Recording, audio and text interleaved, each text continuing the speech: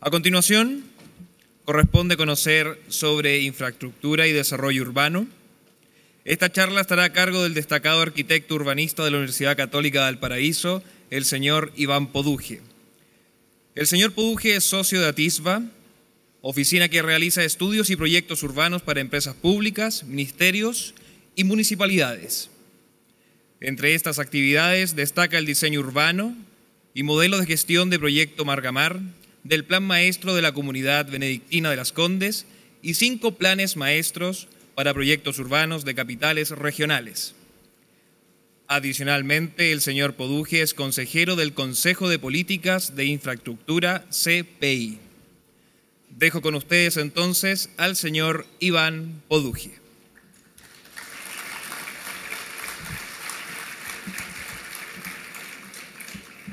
Gracias por la invitación. Como señalaba en la introducción, yo había pedido un micrófono de estos un micrófono inalámbrico, pero parece que no tienen. Ya, ok. Bueno, me toca presentar un trabajo colectivo, ¿cierto?, que se ha hecho en el marco del Consejo de Política de Infraestructura, que es un consejo formado por alrededor de 25 personas, donde hay 3 expresidentes de la República, hay exministros, profesionales, está la Cámara Chilena de la Construcción, está el presidente de la Cámara, está el presidente del Comité de Infraestructura. Vale decir, es un trabajo en conjunto y es bien interesante porque el trabajo plantea un conjunto de desafíos para infraestructura que se alineen con los desafíos que el país tiene, ¿cierto? Y eso es lo que quiero presentar. ¿Y cuáles son esos grandes desafíos? El primero es la segregación urbana. Si uno hace un recuento, ¿cierto?, de las demandas de los alcaldes o de las mismas personas, la verdad es que la expresión de desigualdad en las ciudades hoy día es un tema crítico en muchas de las ciudades del país y cómo se resuelve eso va a ser un desafío muy importante a futuro. Esta realidad afecta a aproximadamente 1,6 millones de personas, el 15% de la población está en esta condición. Son personas que viven en barrios alejados, sin servicios, con pocas áreas verdes, sin espacios públicos dignos, con carencias de todo tipo, con niveles de deterioro importantes y con niveles de inseguridad también muy relevantes. Y la tesis del CPI, y no solo el CPI, sino que de nosotros y de otros expertos que han estudiado el tema, es que esta condición de segregación urbana, al igual que la segregación educacional, es un freno a la movilidad social y finalmente un freno al desarrollo del país. Algunas imágenes que reflejan esta situación, lo que vemos acá, ¿cierto?, una comuna del sur de la capital, con condominios sociales o viviendas sociales en bloques, son viviendas sociales que tienen 36 metros cuadrados, pero más allá del problema propio de la vivienda social, ¿cierto?, que es crítico, está el problema, ¿cierto?, del entorno. Y si ustedes se fijan en esta foto, lo que ven ahí son los espacios públicos y los espacios comunes que en teoría debieran ser áreas verdes, deben ser áreas de juego y que están transformados en basurales, en lugares inseguros, en lugares que deterioran enormemente el entorno. Y esta otra foto es de un corredor de buses, que fue el paradigma de cómo había que mover a la gente en los 90.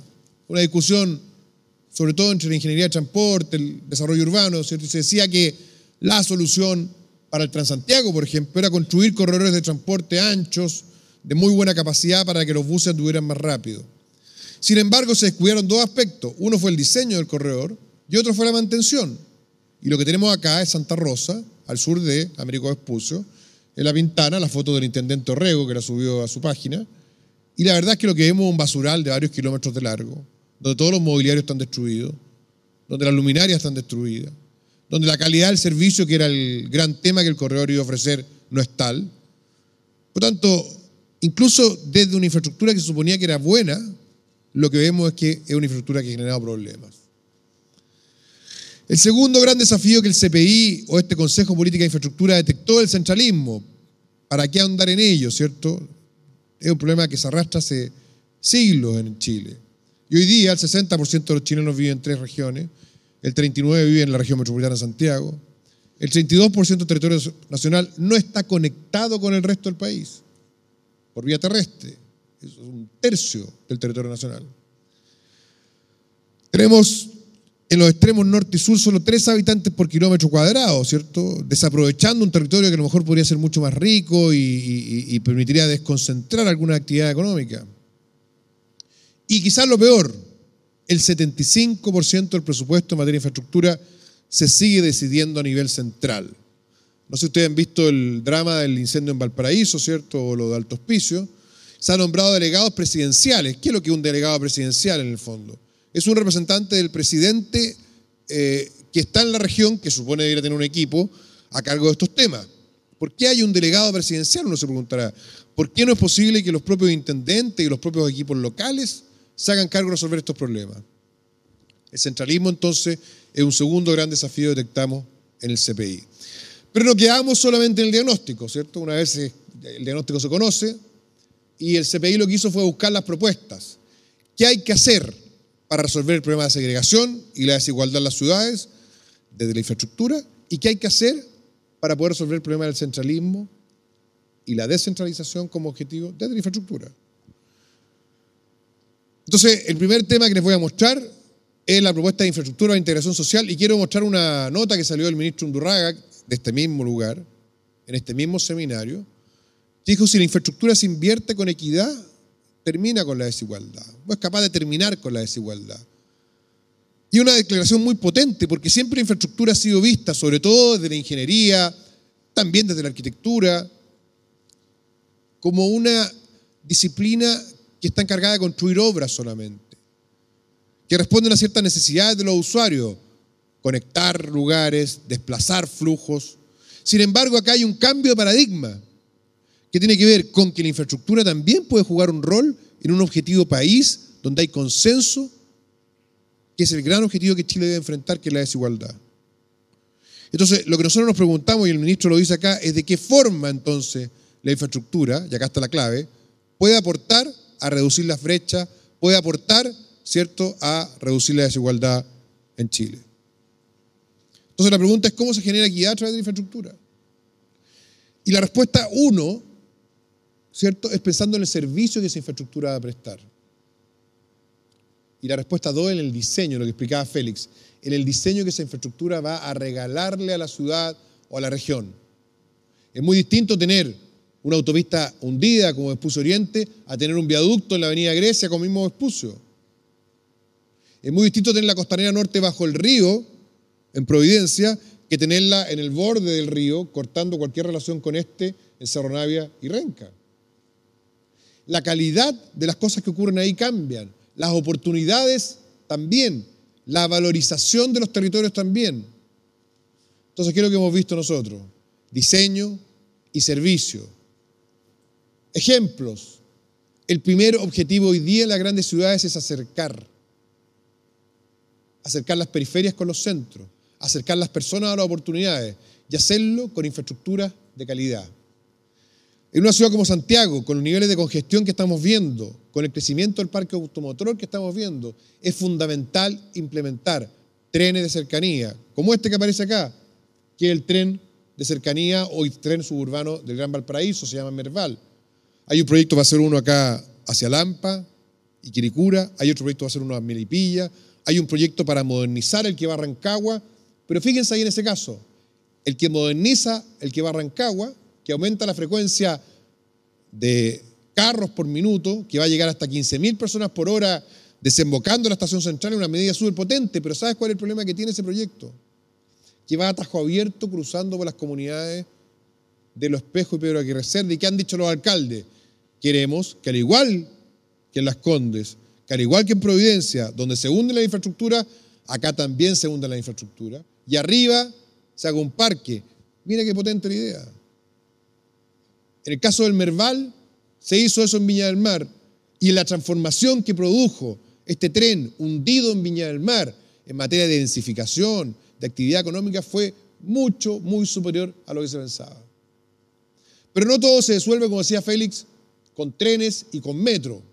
También se requieren buses, pero no los buses de Santa Rosa, no los corredores de Pedro Aguirre Cerda, no esos corredores que parecen pistas de aviones, con mobiliarios deteriorados, con luminarias que están quebradas, con paraderos que están rayados y rotos, llenos de basura. Lo que se requiere es esto.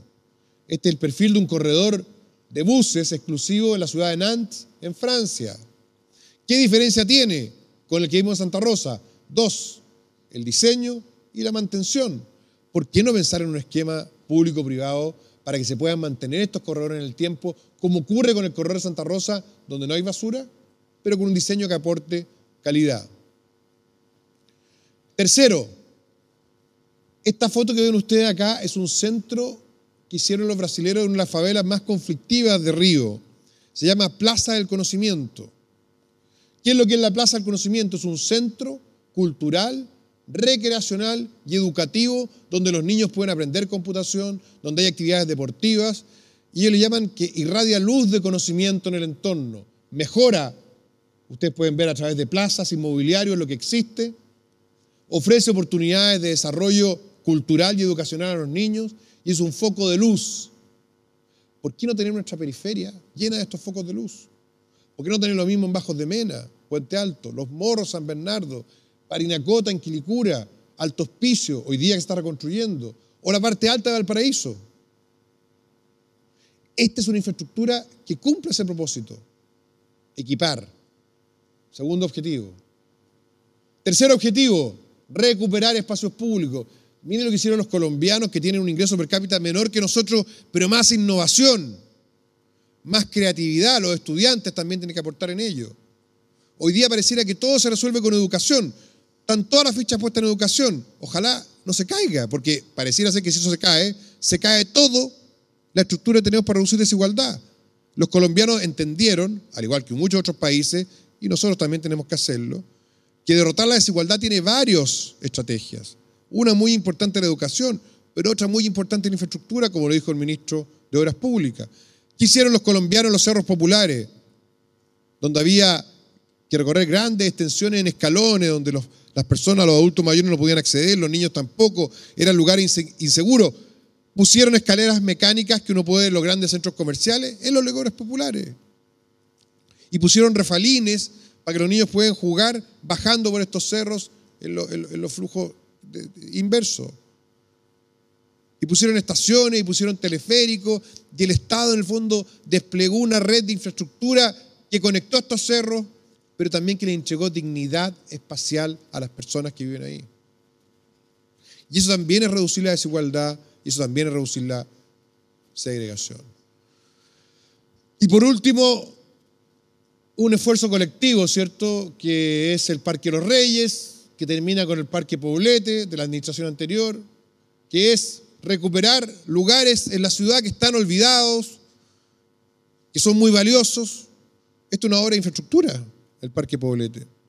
Infraestructura hidráulica, infraestructura, digamos, de vial también es un espacio público, un área verde, pero es un esfuerzo continuo que se ha dado en los últimos 30 años porque la ciudad tenga en el borde del río no basurales, porque la ciudad tenga en ese borde del río espacios que generen equidad y que generen calidad de vida. Yo creo que esto es una gran idea y ojalá se siga continuando, como se ha propuesto a lo largo de todo el río, no solo en Santiago, en Calama, en el Loa, en Osorno, en el Rahue, en Copiapó, en Viña del Mar, en el Estero Marga Marga. O sea, ciudades todas que tienen estos lugares abandonados y subutilizados y que a través de proyectos de infraestructura podrían ser verdaderos imanes de actividad y de calidad de vida. Veamos por lo mismo el caso de Antofagasta, una ciudad campamento se llama, 350.000 habitantes. Decía que todos lloraban cuando llegaban y después todos lloraban cuando se iban, generaba cierto arraigo, pero era difícil generarlo en una ciudad dura, sin equipamiento, sin servicios. Y hubo un proyecto en los 2000 que dijo, mira, hay que transformar la costanera en un lugar más amable, que tenga equipamiento, que tenga playas artificiales, lo que hicieron en Barcelona, ¿cierto?, los catalanes, y lograron cambiar la economía de la ciudad, construyendo 9 playas artificiales, construyendo puertos turísticos, con eso trajeron turistas. Esos son los tipos de medidas que no solo acercan, equipan, recuperan, sino que revitalizan y generan nueva economía. Piensen ustedes lo que pasa en Valparaíso hoy día, es dramático lo que pasa en Valparaíso. La discusión de Valparaíso respecto al borde costero es si yo pongo un mall o saco el mall. Es si la empresa portuaria agranda el puerto o la chica. Una ciudad que pierde población, que tiene las tasas de empleo más altas, que es la capital regional con el menor índice de calidad de vida. ¿Cómo es posible que una ciudad así, no sea capaz de hacer una estrategia de apertura del borde costero a través de un proyecto de infraestructura como el que hemos visto. Entonces, ¿cuál es la idea de fuerza? Concentrar inversión en zonas segregadas.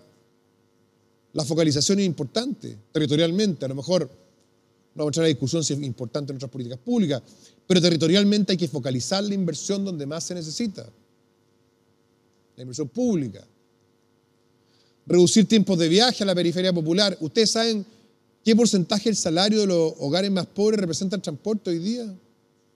¿Cuánto creen que es el costo de transporte sobre el salario de los hogares del quintil más pobre? Tienen un número cualquiera. ¿Ah? ¿30?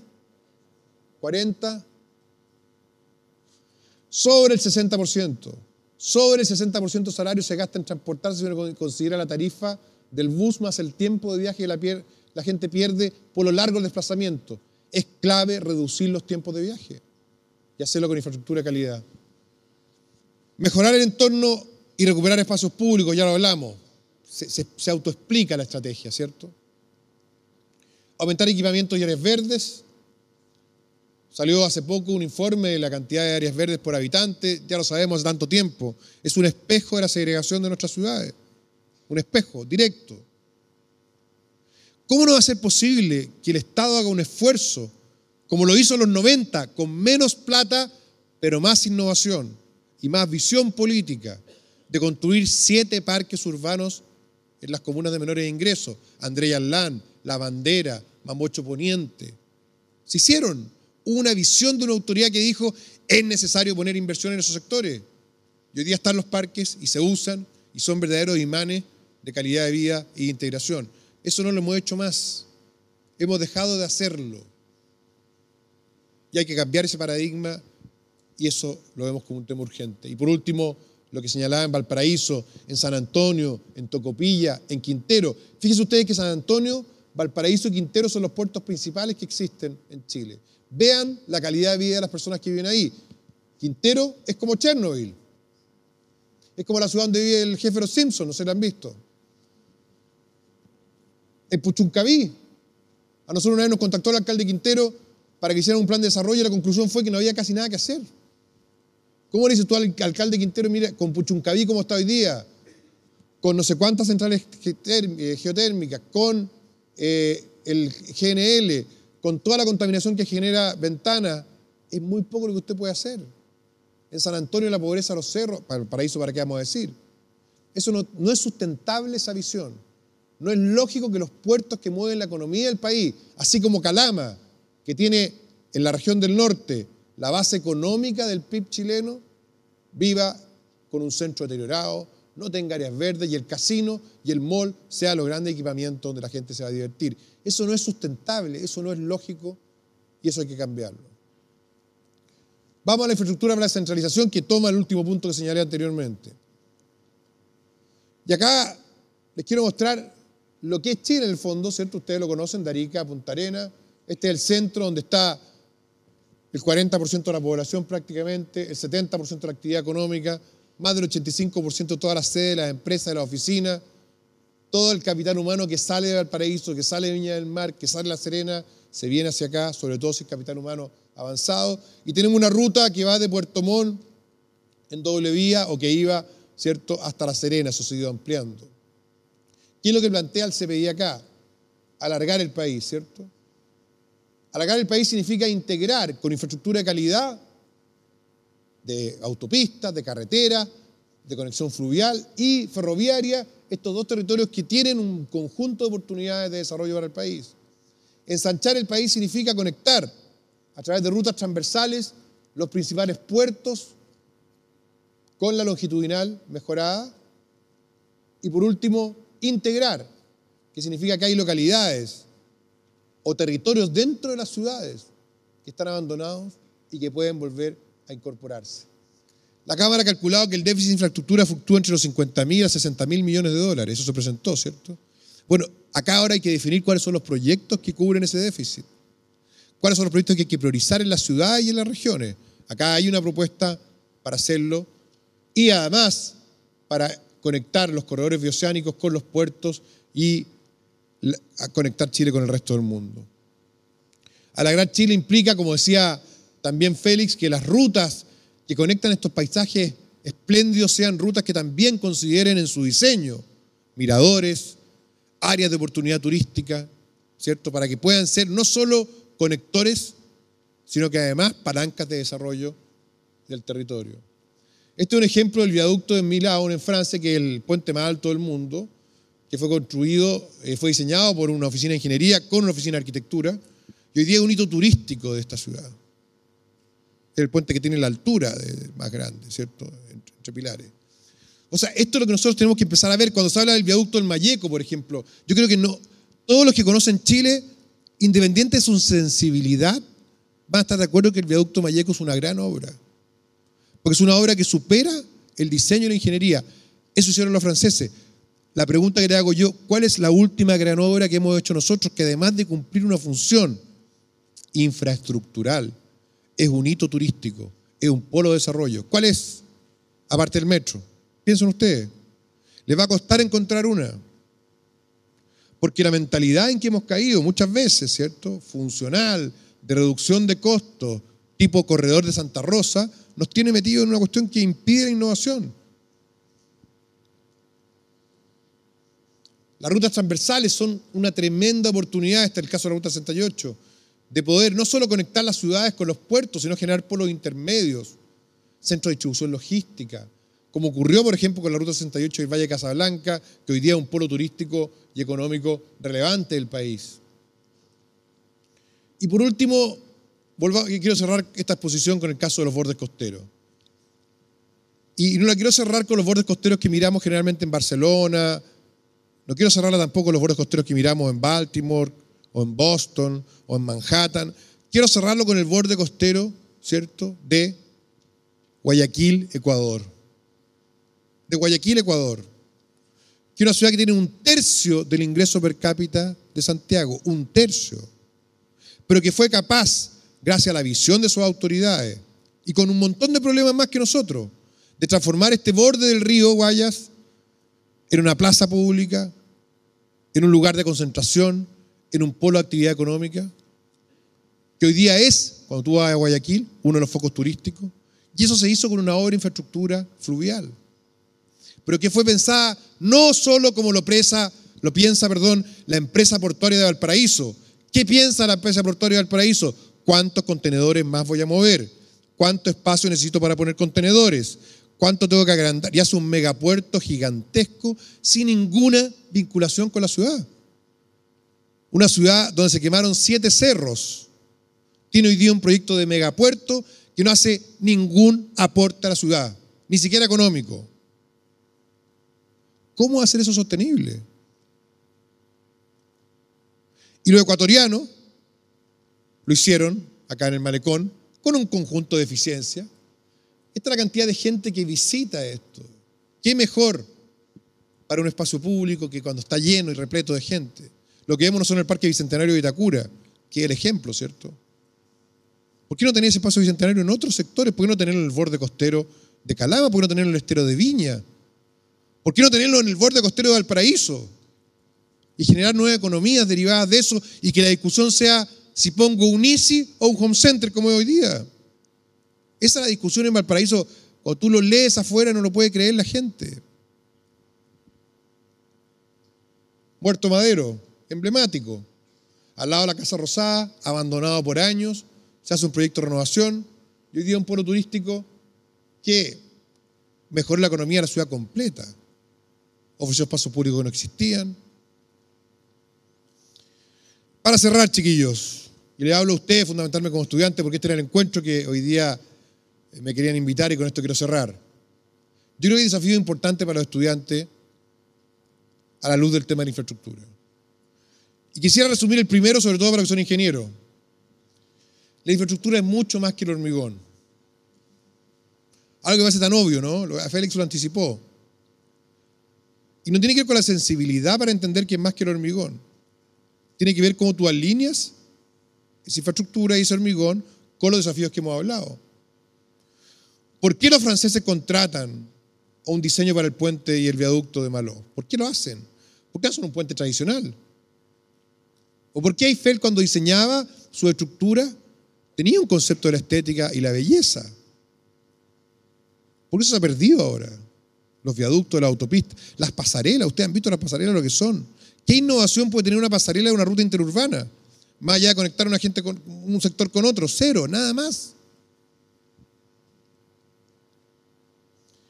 La infraestructura es una herramienta para cambiar tendencias. Es una herramienta para cambiar tendencias. Cuando a alguien se le ocurrió que Santiago se inundaba recurrentemente después de la Plaza Italia, no existía, y que había que canalizar el río, y se le ocurrió que al canalizar el río se iba a ganar un terreno importante, ese terreno podía ser un parque y tener un museo y una laguna. Se creó el parque forestal y el parque forestal cambió la tendencia de crecimiento de Santiago. Hoy día lo que nosotros necesitamos en nuestras ciudades, en Tocopilla, en Arica, en Antofagasta, en Valparaíso especialmente, pero también en nuestras comunas de Santiago, en La Pintana, en Los Pejos, en Cerro Navia, en Renca, son obras de infraestructura macizas que cambian tendencia. Y que se hagan cargo de estos desafíos que hemos hablado: calidad de vida, integración social, movilidad, equipamiento. Es una tendencia para hacerse cargo de un desafío país, que es integrar social y territorialmente a Chile. No es solo a través de la educación. Le hago una consulta a los que creen solamente que es la educación la clave de todos los problemas. No sé si ustedes lo creen, pero hoy día se ha transformado en un lugar común pensar que eso es así. Piensen ustedes que se mejora la educación de Valparaíso considerablemente, que las escuelas se transforman en las mejores escuelas del país y las universidades en las mejores. Ya tiene muy buena universidad de Valparaíso. ¿Dónde van a vivir los estudiantes cuando egresen? ¿En los mismos barrios? ¿En los mismos cerros? ¿Con las mejores escuelas? Supongamos que Quilicura, que la conozco bien, mejora todos sus liceos y pone una universidad de excelencia, gratis. Los jóvenes van a salir de esa universidad y esas escuelas con buenos puntajes, van a estudiar carreras rentables, van a tener buenos salarios. ¿Quién va a querer vivir en Quilicura después? ¿Van a irse todos a vivir al Barrio Alto cuando aumenten los salarios? ¿Van a irse a vivir todos a Santiago cuando aumenten los salarios? Y esa es una cuestión que se pierde de vista cuando se piensa que la educación, que es muy relevante, es la única clave para alcanzar el desarrollo y la igualdad. Para mejorar economías urbanas y regionales, lo que hicieron en Guayaquil, lo que hicieron los argentinos, lo que hicieron los catalanes, lo que hicieron los vascos en Bilbao, lo que hicieron los colombianos en Medellín. ¿Dónde estamos haciendo eso nosotros, aparte del Parque Bicentenario y ahora el Parque Poblete? ¿Dónde tenemos un proyecto de borde costero que tú digas, mira, este proyecto de infraestructura, acá hay ingenieros trabajando, arquitectos, biólogos, sociólogos, y están haciendo una propuesta integral? Eso es lo que nos falta, y eso del CPI hay que impulsarlo. No son solamente números de déficit, son déficit que se traducen en obras que respondan a necesidades sociales. Y por último, chiquillos, y esto se lo digo a los arquitectos, si hay acá, trabajo interdisciplinar. Félix fue muy lúcido cuando dijo que fueron a hablar con el arquitecto que hizo el proyecto original. No hay derechos de autor en estos proyectos en las ciudades. Son por acumulación y es un trabajo interdisciplinario. Lo peor que hemos hecho los arquitectos muchas veces es pensar que nosotros, con la herencia, hay que decirlo, maldita de Le Corbusier, podemos remodelar las ciudades completas. Y vamos a esperar que nos toquen la puerta, como decía un arquitecto indio que me tocó entrevistar de Harvard, que venga una autoridad a pedirnos, por favor, dinos lo que hay que hacer, para que tú te sientes y des un discurso lleno de poesía, de retórica, de lo que hay que hacer. ¿En qué va a quedar eso después? En una revista bonita, de bonita tapa, cuché en una mesa. Entonces, el cambio de lenguaje, el cambio del enfoque, la capacidad de integrarse con otra disciplina me parece fundamental. Finalmente quiero agradecer a la Cámara por esta invitación y a ustedes por haber venido y de verdad que entendamos que la infraestructura tiene un rol clave que jugar en el desarrollo del país y a través del diseño y con ustedes como estudiantes se puede hacer. Muchas gracias.